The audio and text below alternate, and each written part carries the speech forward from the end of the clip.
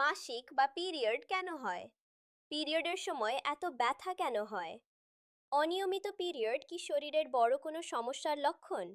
আর সমাজে ছড়িয়ে থাকা কোনো কথাগুলো আসলে সম্পূর্ণ ভুল? আজকের ভিডিওটা শেষ পর্যন্ত দেখলে পিরিয়ড সম্পর্কে আপনার অনেক ভুল ধারণা ভেঙে যাবে। নমস্কার, আমি লাকি রয়। আর আজকের এই সম্পূর্ণ ভিডিওতে আমরা পিরিয়ড সম্পর্কে একদম শুরু থেকে বিস্তারিত জানব। এই ভিডিওটাকে আমি মোট 10টা গুরুত্বপূর্ণ পার্টে ভাগ করেছি।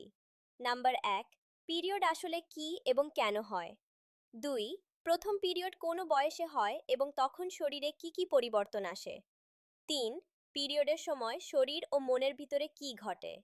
4, পিরিয়ডের সময় পেটে ব্যথা বা ক্র্যাম্পস কেন হয়। 5, পিরিয়ডের সময় হাইজিন কতটা জরুরি। 6, এই সময় কি খাবার খাওয়া উচিত এবং কোন খাবার অ্যাভয়েড করা ভালো। 7, পিরিয়ডের সময় মেয়েরা সবচেয়ে বেশি কোন ভুলগুলো করে। 8, অনিয়মিত পিরিয়ড কেন হয় এবং কখন ডক্টর দেখানো উচিত। 9, পিরিয়ড নিয়ে সমাজে প্রচলিত ভুল ধারণা আর তার আসল সত্যি। আর 10, ছেলেদের কেন এই বিষয়টা জানা খুবই জরুরি। তাই ভিডিওটা একদম শেষ পর্যন্ত দেখুন। তো চলুন এবার শুরু করা যাক। প্রথমে জেনে নেওয়া যাক পিরিয়ড আসলে কি। সহজ ভাষায় বললে পিরিয়ড হলো নারীর শরীরের একটি ন্যাচারাল প্রসেস। প্রতি মাসে নারীর শরীর প্রেগন্যান্সির জন্য নিজেকে প্রস্তুত করে। জরায়ুর ভিতরে একটি সফট লেয়ার তৈরি হয়।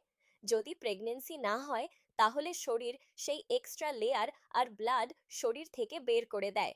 এটাকেই আমরা পিরিয়ড বলি। এটা কোনো রোগ না, বরং এটা হওয়া মানে শরীর স্বাভাবিকভাবে কাজ করছে। সাধারণত প্রতি 21 থেকে 35 দিনের মধ্যে একবার পিরিয়ড হয়, আর বেশিরভাগ ক্ষেত্রে 3 থেকে 7 দিন পর্যন্ত ব্লিডিং হতে পারে। এবার কথা বলি প্রথম পিরিয়ড কোন বয়সে শুরু হয়। বেশিরভাগ মেয়েদের 10 থেকে 15 বছরের মধ্যে প্রথম পিরিয়ড শুরু হয়। এটাকে পিউবার্টির একটি অংশ ধরা হয়। এই সময় শরীরে অনেক পরিবর্তন আসে, যেমন হাইট বাড়ে, বডি শেপ চেঞ্জ হয়, ব্রেস্ট ডেভেলপ হতে শুরু করে, আর হরমোনাল চেঞ্জেস হয়। প্রথম পিরিয়ড শুরু হওয়া মানে শরীর ধীরে ধীরে অ্যাডাল্ট হওয়ার দিকে যাচ্ছে। অনেক মেয়েই প্রথমবার পিরিয়ড দেখে ভয় পেয়ে যায়, কিন্তু এখানে ভয়ের কিছুই নেই। বরং পরিবারের উচিত আগে থেকেই এই বিষয়গুলো বুঝিয়ে বলা।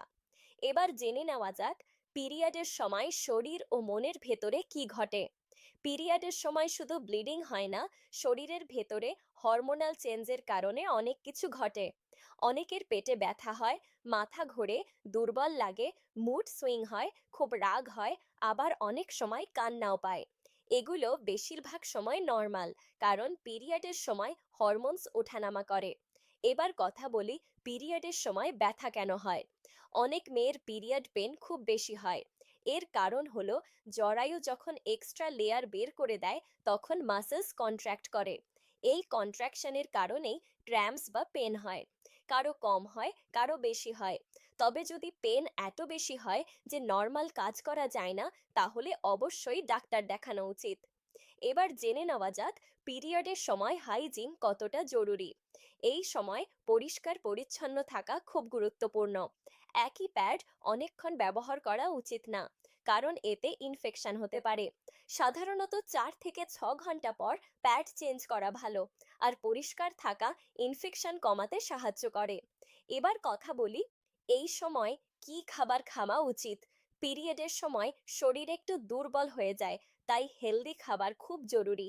প্রচুর পানি খেতে হবে, আয়রন রিচ খাবার খেতে হবে, ফল আর প্রোটিন রিচ খাবার খেতে হবে।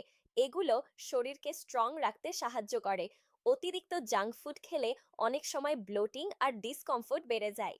এবার জেনে নেওয়া যাক পিরিয়ডের সময় সবচেয়ে কমন ভুলগুলো কি।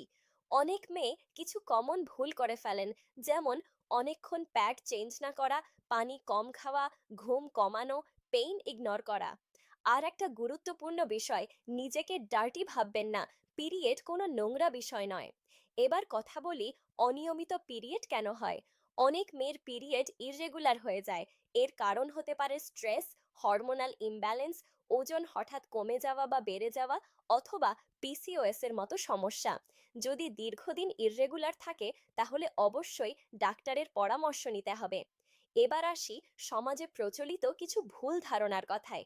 অনেকেই বলেন পিরিয়ডের সময় গোসল করা যাবে না, খেলাধুলা করা যাবে না, রান্নাঘরে যাওয়া যাবে না। কিন্তু এগুলোর কোনো সায়েন্টিফিক প্রুফ নেই। পিরিয়ড কোনো লজ্জার বিষয় না, এটা নারীর শরীরের স্বাভাবিক প্রসেস। আর সব শেষে একটা গুরুত্বপূর্ণ কথা, ছেলেদেরও এই বিষয়টা জানা খুব জরুরি। অনেক ছেলে পিরিয়ড নিয়ে জোক করে, কিন্তু একজন ম্যাচিওর মানুষ কখনো এটা নিয়ে মজা করে না। কারণ এই সময় একজন মেয়ের শুধু ফিজিক্যাল না, ইমোশনাল সাপোর্টও দরকার হয়। তাই প্রত্যেক ছেলে মানুষেরও এই বিষয়টা জানা উচিত।